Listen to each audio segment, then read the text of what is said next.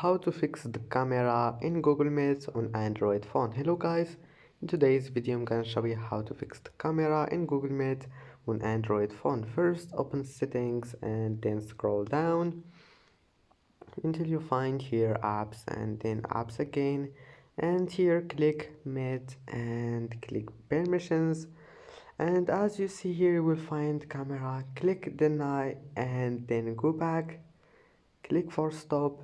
Now come back here and click camera and make it allow, and that's it. Click storage, clear cache, and that's it. Now your problem must be fixed, and if that doesn't fix it, make sure draw over other apps is allow it. Maybe you'll find it like that, just allow it. And that's it for today's video. Don't forget to like and subscribe, and thank you for watching this video until the end, and see you in the next video.